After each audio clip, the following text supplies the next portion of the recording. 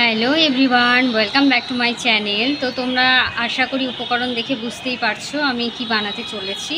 হ্যাঁ, আমি পাকা আমের আইসক্রিম তৈরি করতে চলেছি। সোনাই অনেক দিন থেকে বলছিল, তো ওর রিকোয়েস্টে আমি আজকে আইসক্রিমটা বানাচ্ছি।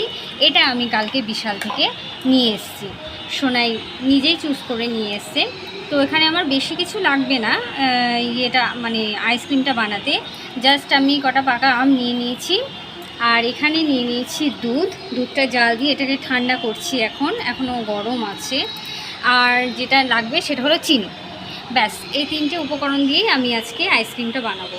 তো তোমরা দেখতে থাকো, আশা করি তোমাদের ভালোই লাগবে। আর যদি ভালো লাগে অবশ্যই লাইক, কমেন্ট, শেয়ার করে দিও। কি শোনাই, ভালো হতে চলেছে তো আমাদের আইসক্রিমটা। এবার দেখা যাক কীরকম হচ্ছে। তো আমি ফার্স্টে যেটা করব সেটা হলো এই আমগুলোকে ভালো করে আমি কেটে মিক্সচারে দিব। এই যে এখানে মিক্সিং বোলটা নিয়ে নিয়েছি, এটার মধ্যে দিয়ে একটু ঘুরিয়ে নেব। তো ফাইনালি আমি আমটা কেটে নিলাম। এবার এটাকে আমি বোলের মধ্যে দেব। তো এটাকে এবার আমি মিক্সারে মিক্স করে নেব। তো এবার আমি ঘুরিয়ে নেব, কিছুটা জুসটা বের করে নেব। এবার এটাকে আমি এটা থেকে এবার জুসটা, আমের জুস যেটা সেটা বের করে নেব।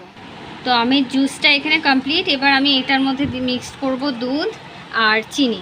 তো আমি দুধ দেব এটার 1 কাপ, আর চিনি দেব 1/2 কাপ। তো দেখো এই যে এতটা, পুরো 1 কাপ দিইনি, ভর্তি করে দিইনি, একটু কমই দিলাম। এবার চিনি মিক্স করে এটাকে আবার, তো এই দেখো চিনিটাও নিয়ে নিলাম। চিনি দুধ যা দিয়েছিলাম তার অর্ধেক দিলাম। আমের মিষ্টতা অনুযায়ী চিনিটা দিতে হবে। তো এখানে আমার মিশ্রণটা রেডি হয়ে গেছে। এটার মধ্যে আগেই তো বললাম দুধ, চিনি আর আম দেওয়া রয়েছে। এবার আমি এইটা মিশ্রণটাকে এইগুলোর মধ্যে একটা একটা করে ঢেলে নেব। তো এই দেখো আমি এবার এগুলোকে মধ্যে একটু একটু করে পুরোটাই ভর্তি করে নেব, যেহেতু আমার মিশ্রণটা অনেকটাই হয়ে গেছে। তো দেখো এইভাবে তোমরাও বাড়িতে বানিয়ে খেও, দিয়ে আমাকে কমেন্ট করে জানিও যে কেমন লাগছে। আমার তো মনে হচ্ছে বেশ ভালোই লাগবে। দেখা যাক ফাইনালি সোনাই খাবে, দিয়ে খেয়ে আমাকে বলবে যে কেমন হয়েছে। তাই তো সোনাই? আশা করি বেশ টেস্টি হবে। আর এই ভিডিওটা যদি তোমাদের ভালো লেগে থাকে অবশ্যই লাইক, কমেন্ট, শেয়ার করে দিও।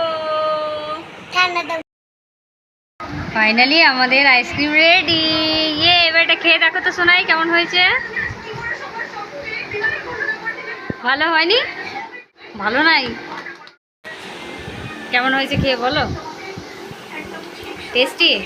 টেস্টি লাগছে?